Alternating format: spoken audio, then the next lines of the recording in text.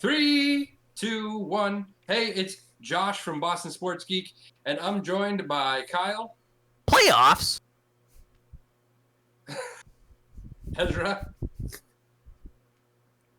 and Chase. Hi. That's it. Yours off, Kyle.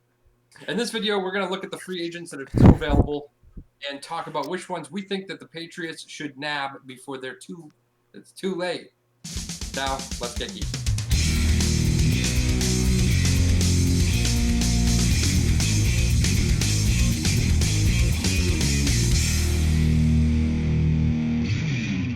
So I'm going to start it off. When I look at the team as a whole, I think there's a few spots that still could use some beefing up. I think the number one spot probably still on defense, even though there are some holes on offense as well.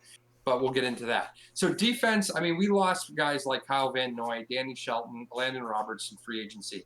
So filling some of those holes on the defensive line and linebackers could be good. We did draft pretty good, but there's still some holes. So the first guy on the list, Jadeveon Clowney, obviously the biggest name probably on the free agent list still. Kind of surprised he's there. But the Patriots do have limited cap space. With that being said, though, they did just get some money back. So they're sitting at almost $8 million, just under $8 million. So I would obviously, if they could get Jadeveon Clowney, I think that would be a great pickup on the defense. But I think if they got Jadeveon Clowney, that might take the rest of this. Like, I don't think they'd have more money to spend. No. So I just don't know if that's Bill Belichick's way of doing things. Whereas if he can get multiple players still with the money left, he might be more willing to do something like that. So looking at the list, I saw that Jabal Sheard was available, and he's familiar to the Patriots. He was on the D back in 2015 and 16 season. At 31, he's still got plenty of play left in him. He's not that old. He's coming into his prime. A lot of times they say the late 20s, early 30s, kind of like the prime of a player in the NFL. There were some interesting names on the list still out there, like the veteran Cameron Wake or Clay Matthews, but I really don't think they're going to go that route. I think those guys would probably get just be more expensive just because their name, and I really don't think that they're definitely past their prime, and they're. I don't know, Chase. It looks like you have something to add there. I was just saying, with Clay Matthews, it's been very seldom that he's played a game without getting a roughing the passer penalty, which is unfortunate because that's a huge penalty. It's a unnecessary roughness 15-yard penalty, which is killer, especially when he's getting them on third downs against these quarterbacks. And if you watch back, a lot of it is poor refereeing. I agree, but at the same time, he's still that aggressive play style where he knows his goal. His goal is to get to the quarterback as fast as he can, and sometimes he just can't stop himself, and so he trucks into the quarterback. Right. Which is good for getting in the mind of the quarterback, bad when you're trying to stop somebody on third down and you give them a whole new set. Yeah. So. No, I agree there. Yeah. And Bill is aware of those guys and their tendencies, and he hates seeing penalties like that, giving teams extra opportunities to extend drives. It drives him nuts. Yeah. So, and then the last thing on the defense I wanted to say was just that another name that was still out there, I know for a fact we will not see, is Michael Bennett. Michael Bennett is still available. I think the Michael Bennett experiment has ran its course, and it's not coming back. Yeah. So I would say there, Jadeveon Clowney, number one, obviously, but I would say a Jabal Sheard would be a good fit as well. On the offense side, I think that obviously most notably Tom Brady's departure, but with Newton and Stidham, there's no way they're going to go for another quarterback. They also lost Ted Karras, but they've drafted 3 offensive tackles. So I think the offensive line is going to be fine. They signed Tooney, I guess he was he got the franchise tag. Franchise tag, yep. And he's going to play under that tag, so they're not restructuring his contract for this year. They're going to have to wait until the offseason to do it. Yeah. So I think the offensive line will be okay. The big question marks to me is wide receiver and tight end. But I think they're going to sit pat with the wide receivers that they have. Harry, Edelman, Sanu, those are some pretty good names. They did draft a few. They still have Jacoby Myers. They drafted him as not, I guess, big name drafts, but they were what do they call them when they don't sign as they picked up some guys as undrafted free agents. Yeah, thank you, Kyle. Um, and there was really no one that jumped out that was like, hey, this is a guy that would fit in with the system really well. So I just think they're going to sit with what they have for wide receivers. But at tight So end, having two rookies they drafted, and the tight ends they had last year were not very good. So I could see them picking up a veteran tight ends. They lost what's his name, retired Ben Watson. He did retire. yep. So the names that jumped out to me were Charles Clay and Jordan Reed. I looked at their stats, and both had very similar stats. Both are similar age. Clay was a year older at 31, Reed 30. Mhm. Reed was more injury prone in the past throughout his career, and he's battled fumbleitis. So I'd probably give the edge to the slightly older Charles Clay. So to sum up everything, I would say that I would like to see them, if they could work it out, get Clowney and Clay. But I would settle for Jabal Sheard and Jordan Reed. All right. So the reason I don't think that we'd go after Jabal Sheard is that he was formerly a Patriot, and Hmm. when Belichick moves on from a player like that, it's usually because he knows. Obviously, he knows more than we do. So Jabal Sheard was not effective when he went to the Colts or anything like that. So I think Belichick kind of saw this is the edge of his effective play time, and so was willing to cut him loose.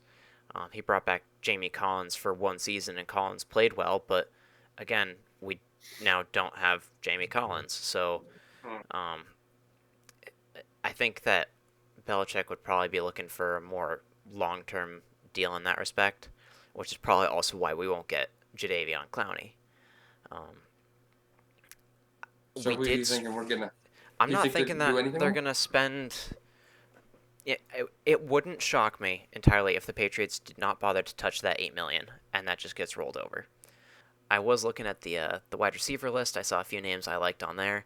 Um, I like Taylor Gabriel, who's on there because of his speed. Um, Definitely saw that a lot in the Super Bowl that we played against the Falcons, where he would just get himself open in the middle of the field, and he's small, quick, and agile, and so he can um, help create separation there on his own. I like the idea of bringing in somebody like Jermaine Curse, who has kind of more of that physical play style, Mm-hmm. um, with more experience, more as a tool for N'Keal Harry, um, kind of bringing in a mentor role for N'Keal to learn after. Um, you could make that argument for maybe a few of the guys who are on this list who are kind of that big body type wide receiver. Um, but having Taylor Gabriel to bring into the slot help out. Obviously, Edelman doesn't need help, but he's getting older and he's taking a lot of hits. Most Um, done. I'm saying you've got plays like that. Um, I'm going through the list here. I'm sorry, I'm No, just that's kind of going, but um, fine. I could see us picking up running back because Sony Michel went in for foot surgery. We don't know what he's going to be like. He obviously didn't have a stellar season, and we didn't draft. I don't think we drafted another running back. We didn't, but So I they don't want to they, like they did restructure. What's his face? Rex Burkhead, Rex Burkhead, and there's which Damian Harris. Is this Damian Harris? Is that Damian his name? Harris I actually Mhm. want to see more of because I think Yeah, he'd be good at power running back. But and he didn't play like at all last season, so yeah, he should be fresh as a daisy. yeah. So I would like to see some of that coming out for power run sets, which I think if you get back to the running back by committee and start throwing a wrench into some defenses, I mean Burkhead was it. It brings back sore memories because in the playoff game that ultimately sent us home for the season, Burkhead was having an amazing game, Yeah, and we did not see him in the second half. I think that if they had left him out there, it gives the defense something else that they're trying to figure out. And if you keep switching him out in sets with James White and Sony, yeah. then obviously they're gonna get lost in confusion on who's covering what play schemes we're gonna be running. But grabbing running back like Lamar Miller, um, he's had success being a power running back in the past. Um, Devonta Freeman. I don't know if he's actually. I don't know if he's still available. He's obviously He very. is. Last He's I knew, anyways. very injury prone. Yeah. But again, go back to the Falcons that we beat in the Super Bowl. He had a lot of really good runs, and on that last drive, it was scary because the first play of the drive, he ripped off like a 30-yard run, and you're like, well, there goes our chances. Fortunately, their play calling was dumb, and they ended up taking sacks and penalties to get them out of field goal range. But so just I would be anything in that surprised at list. running back though, because I mean, don't forget we have Bolden too still, right? So I don't know why we kept him. but I mean, even if Sony goes down, you still have you do 4 running backs there that are. And I'm just looking. You know, Belichick likes having. She can be in here. Sorry, Belichick likes having tons of backups, but I think Belichick also likes picking up veterans for the idea of training younger players. So I think that there's a lot that Sony still has to learn. Obviously, this season he did not match up to what he did in the playoffs in his rookie season. And part of that's been because he's been hurt, and our offensive line was hot garbage. But you give him that, and then it just throws more wrenches in the defense, because if they don't know what set you're bringing out, they don't know what defense to send out there, and so you can throw any of the playbook at them if you just keep switching players out. And we've seen the Patriots run with 4 or 5 running back rosters before, so. And obviously not all these players are going to make the roster. We don't know that Brandon Bolden will make the final cut this year. Because in the preseason, obviously, you're allowed to have a roster. I think it's like up to 70 players that you have to cut down to 53 by preseason week 4. It's going to be a tough preseason with only 2 games. It's like, how do you even know? Preseason week 4 is not going to happen this year. I don't know when the player. I wonder if the player cut is going to be after the second preseason game then. Yeah. Yeah, so I think if you look through this list, you can find cases for bringing, obviously, any of these people on. You got Larry Warford, who's a guard coming from New Orleans. He's a good guard. We're still always going to need help. Our offensive line is always hurt or tired. And you want to try and get Cam or Stidham, whoever you're going to start, as much protection as possible. Daniel Kilgore has been pretty good at center sometimes. Ryan Khalil didn't have a great season coming from the Jets, but he was good when he played for the Panthers. Chase, you've named enough people to make a whole new team. I know. That's the issue. Is like you look through this free agency list, and you really could open up a 33rd NFL team. Chase forgot they only have $8 million. You got 8. I know. I have $8 million, and I've used up probably 10 minutes of this video, but I could see Belichick kind of going with any of these players, but then you also know that Belichick is 30 steps ahead of all of us. So he knows what he's doing with this $8 million that he came with already. So I think within the next few weeks, if we don't hear any news on the Patriots signing anybody, we have our current roster going into preseason week 1. I was actually very surprised that they didn't, with having that cap space, do something with Tooney and get him signed up. But Belichick knows more than we do. I don't know. Kyle, what did you think? I think Clowney might be available at that money if they For need to make deal, yeah. Well, even maybe a multi-year deal, but they have to make a little bit of room. And I was looking. Now I can't even remember. Oh, Justin Bethel, cornerback. Belichick loves that guy. He's 30. He's got $2 million, and if they waived him, it would be no dead cap money. So that would free up $2 million. So now you're talking maybe we got $10 million to play with, and they're not. But there's no way. So I would be really surprised. I mean, come on. What? So with $10 million to play with, you got Brady's money coming off the books next year. There's some other dead money that's coming off, so you could afford to pay a multi-year deal. But the defense is aging, so if they're really making a transition, right? If you could get Clowney on a multi-year deal, who you said is in his prime. If they free up enough cap cap. I mean, who would you rather have, right? Justin Bethel or Jadeveon Clowney? Easy, it'd be No, I mean, I just don't think Belichick loves that guy. I just don't think it's going to happen. But I could see them restructuring to get a little bit more money, another player, and getting money.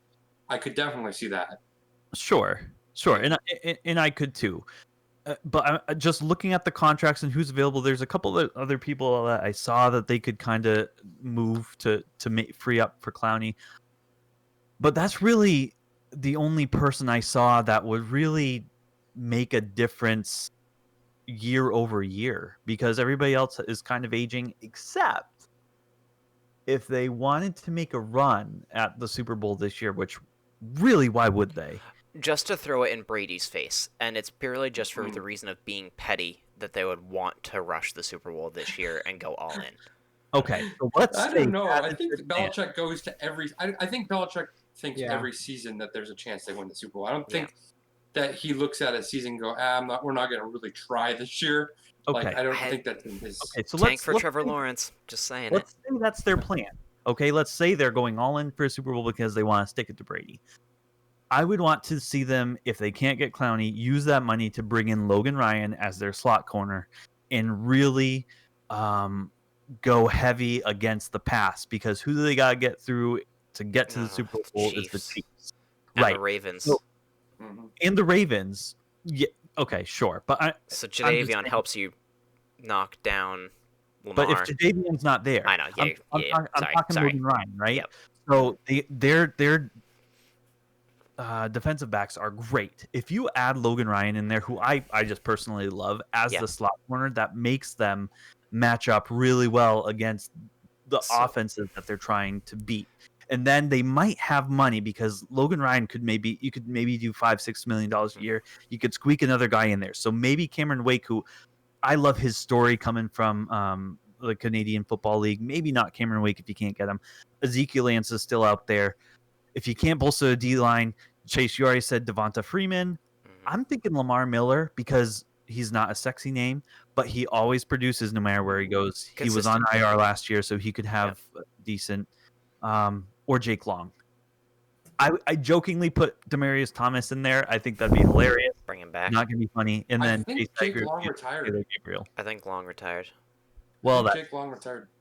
So that's all I had was Logan Ryan in one of those small pieces. The one thing with Logan Ryan, you were saying put him in the slot, and we already have Jonathan Jones in the slot, which when you actually look at his stats from Pro Football Focus, he is the second-rated corner in the NFL. Yeah. Okay.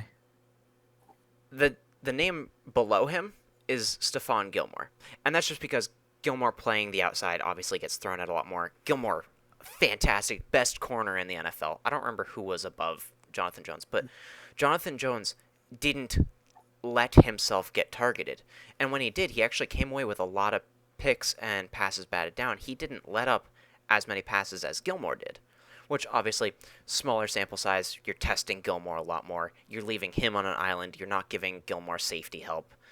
But Jonathan Jones was still a very solid corner, and he comes at a lot cheaper price than Logan Ryan. I like the idea of bringing Logan Ryan, put him on the opposite side, and send Jason McCourty back to the other safety position.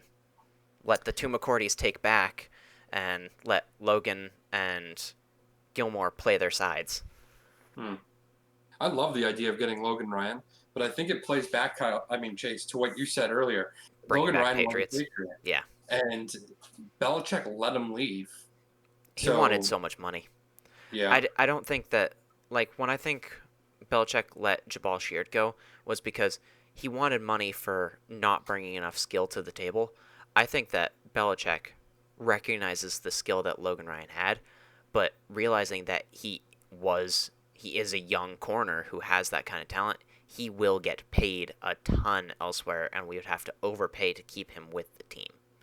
Yeah. The one thing I would say, too, about a Logan Ryan is that if you look at the Patriots and you say, what is the one area that the team does not need help? It's probably the back, it's probably those backs. Yeah. Like that, they have one of the best cornerback teams, in safety. Right. That's it. But with But that being defense said, wins championships. yeah, that's true. And every time you think, well, this is what Belichick isn't going to do, Mhm. what does he do?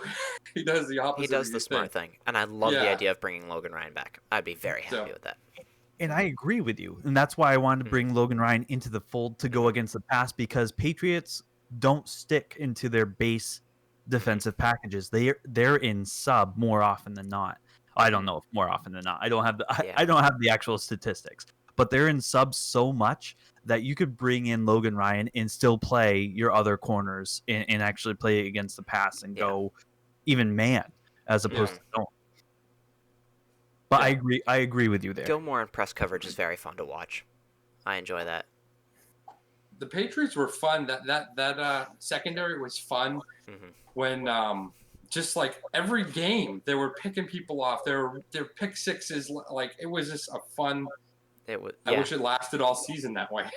you know. Yeah, I think people Fortunately, did it start didn't. to figure it out near the end of the season, Yeah. and unfortunately, defense is definitely momentum based. If you can keep shutting down offenses, you've got the energy to go back out there and do it again. But Yeah. when you're working your butt off and you force this turnover, and then your offense turns around and ends up punting it back to them, you can be like, well, Yeah. why did I try that hard to get you the ball if you were just gonna waste it? Come on, guys. Like we did our part, you do yours. So I think the offense underperforming did not help the defense. Plus, our offense underperforming kept putting the defense back out there when they were tired and needed a break. Hmm. So Kyle, who would your number one guy be? Not Logan Ryan. No, definitely Clowney. Clowney would be your number one, Yeah. and then number two would be Logan if they couldn't get Clowney or something like that. I just like Logan Ryan. I love it. Yeah. I But hated watching him make plays for the Titans. Yep. yeah, but I'm just thinking like overall number one would be Clowney. Like offense, defense. If you had any pick of any free agent right now available on your team, yeah, I would agree. I think that it's. I mean, he's produced at everywhere he's been. There's never been like a time where he didn't produce. So If I could pick a dark horse, a dark dark horse, Dark Horse. Your wife It's a would different be show. really upset. dark horse free agent that's not Clowney would be Lamar Miller. Okay, I like it. interesting. I've heard circles talk about Devontae Freeman. I think he's too injury prone. I just don't know. He is very injury prone. And Yeah. the issue with obviously Sony being injury prone is if you back up your injury prone with another injury prone, when Yeah. those guys go down, you're to bare bones now. And Yeah. like I said, I think that'd be a great opportunity for Damian Harris to come out and kind of show what he's got if both of them went down in front of him. Yeah. But you don't want it to have to come to that because now you're running the very thin risk of if Damian Harris goes down, we're out. Yeah. And obviously that's always going to be the idea when you're at your third string. You're just like, uh-oh, what do we do now? So. Ezra, you've been quiet. I've been thinking. What do you think? I think we might. I think we might have our offensive roster set. I think that might just be it. If there was one area where we might need someone, it would be tight end. Not quarterback. We already grabbed a quarterback out of free agency, though. So thing is, I think we really have to see how that goes. Mm-hmm. I mean, obviously, they're not going to go and get another quarterback. I think it'll be weird to watch Cam Newton and Belichick together. I think everyone thinks that. So I wonder how that chemistry will work, but it might have been a logical decision. I just don't think they'll get along on whatever. But I think we might just have our offensive lineup. Like that might just be it. I can picture Brian Hoyer finding out that Cam Newton was signed by the team and just like hurling his phone through his TV or something. Oh, I know. Well, he took less money to come to back up Stidham, right? Yeah. Because he was like, I have a real shot at playing, and then they bring Cam Newton, and he's like, what did I just do? I forget how much money he left. I think it was like $4 million Wow. or something like that he just left on the table to come to the gotta Patriots. I Yeah, don't think Brian Hoyer would start for any NFL team though, and I feel like he has to know that. Like as much as that would no, suck I to know mean, that if you're you not think the you're best coming in in the your field. backup though, like Stidham, and Yeah, Stidham is so unproven, you think, hey, I have a chance, right? Yeah. There were some people in Maybe. some circles saying that Hoyer was going to start over Stidham. Belichick would never let that happen. Yeah, but there was some saying that. Yeah, And then unless I think it was Belichick Christian is in the Poirier was mindset of saying tank that. for Trevor, he wouldn't have started Hoyer. Yeah, but now that you got Newton and Stidham, I really think it's going to be a straight out competition. Yeah. Whoever wins it, wins it. The best one, may the best man win. I think I'd like to see Stidham play more. I mean, I'd like to see what he has. I love the what a healthy Cam Newton could give to this offense, because defenses would have to play differently. But I think they would have to play slightly differently with Stidham anyways, because Stidham has always been a little bit more mobile on his feet, even than Brady was. And so I think That's not hard. with veteran quarterbacks versus rookie quarterbacks, defenses don't know what the rookie is thinking because the rookie doesn't know what the rookie is thinking. So it's easier for a veteran defense to read a veteran quarterback and say, all right, well, this is the clear-cut decision in this instance. Whereas the rookie is volatile, and you might be like, all right, oh, this is double coverage. I can leave here because there's no reason he'll throw it. And then he throws it anyway, and you're like, okay, I have an interception now. So, I don't know. A veteran defense or Tony Romo, because he can call some plays. He can call them before they even snap the ball. It's insane. I know. Tony is definitely like the best play caller there is right now. Yeah, I've enjoyed watching him cast. It's good. He brings a unique perspective that a lot of the other commentators don't. So Ezra, sorry, we kind of cut into your segment. Did you have any? Is there one guy out there that you think they should grab? I don't really know. Okay, we'll just say Jadeveon Clowney. Tom Brady. Tom Brady. No. That is a topic for another day. Just Tom Brady. Yeah, in general. Yeah. I mean, for the Boston Sports Geek, sure, maybe. Yeah. All right. So what do you guys think? Did we miss anyone? Give us your opinion in the comment section below. Thanks for watching, and go Pats. And the Boogeyman was a horrible nickname. I'm seeing ghosts.